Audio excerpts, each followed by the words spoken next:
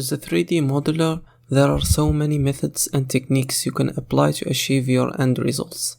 In this video, we are going to talk about the most famous and effective ones and their best use cases. So let's start with the polygon modeling and box modeling. I wanted to talk about these methods together because they are quite similar and they are sometimes complementary to each other. So let's start with box modeling. Initially, we start with some primitive objects such as a cube or a sphere, and we use classic modeling tools such as extruding, loop cuts, and beveling to create the shape that we want. This is a common way of modeling that is quite mechanical since we control the faces, edges, and vertices individually. This type of modeling tends to work best with hard surface objects such as architectural visualization and man-made objects or products. We often use box modeling with subdivision surface, which is another method of creating more geometry in between edges, vertices, and faces. That way, you can extend this method to create more organic shapes like stylized characters, for example. Polygon modeling. Polygon modeling is a type of 3D modeling that is quite similar to box modeling. The difference here is that we usually start with a single vertex or simple shape without any depth to it, then we build our model piece by piece. We often use the same tools as with box modeling, but we use them in a kind of detailing way. The emphasis here is to work with edges and vertices a lot more. The type of objects we create with this technique still tend to be hard surface, but many times the kind of model we create have some organic characteristics. It could be a statue or a building, for example. I forgot to say that in both of these modeling methods we tend to work with quads, which are faces that have 4 sides. If you are a bit confused about the difference between box and polygon modeling, this explanation might help you, which is that box modeling is a top-down approach where geometric details is gradually added, versus polygon modeling is a bottom-up approach where you add details along the way. Boolean modeling. The process of creating transitions for 2 shapes like a cube and a sphere, for example, can be hard and time-consuming using box modeling. It is here where Boolean operations come in handy. They create transition by either merging the 2 objects or saving only the geometry that the 2 objects share, or you can cut away the shape and volume of one object from another. Boolean operations are used heavily in hard surface projects.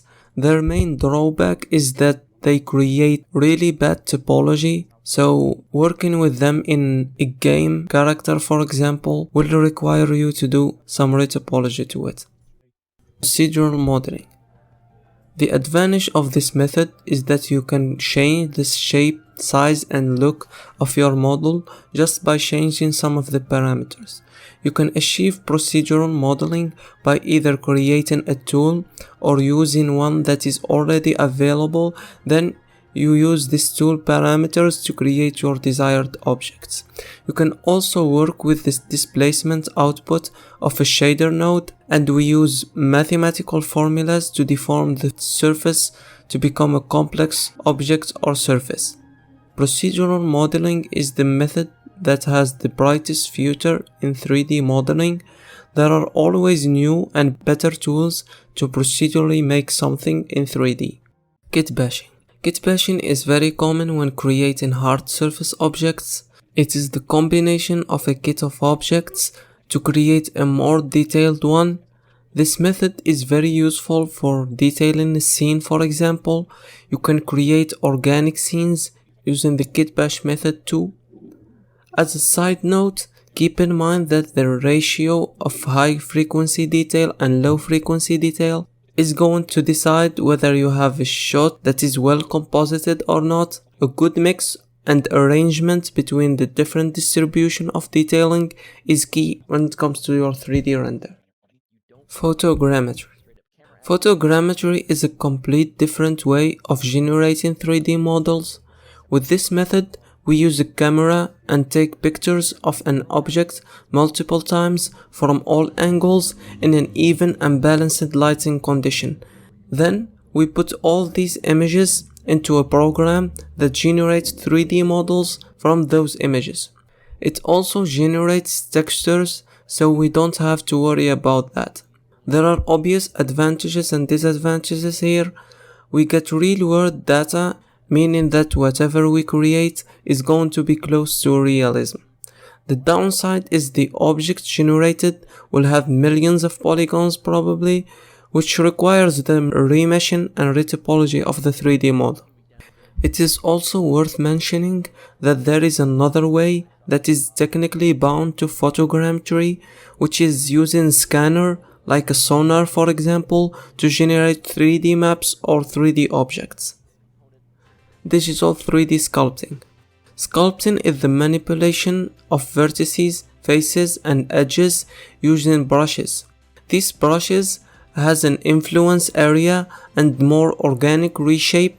The geometry is based on the brush type and settings.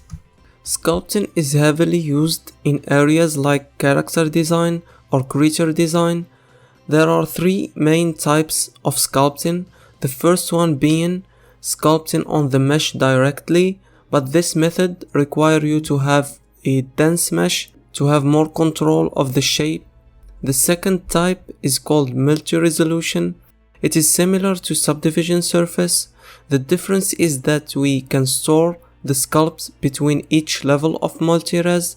The next type is called dynamic topology. This type turns your mesh into triangles, and the more you zoom on the object, the more vertices you are going to create. This way, we just keep sculpting and the geometry will adapt. This method will most likely require you to retopologize the mesh after you are done sculpting. NURBS and curve modeling. NURBS and curve modeling is used to create very smooth curved surfaces. Curves are surfaces that we control based on some control points. We can both interpret between points within the same curve and also create bridges between multiple curves. We can set up a net of curves that acts as the edge of an object, then fill in the geometry in between to create an object. This kind of modeling is mostly used in engineering and CAD-like software. It is also used to create cars and vehicles, for example. That's it for this video. Thank you for watching. I hope you liked it, and goodbye.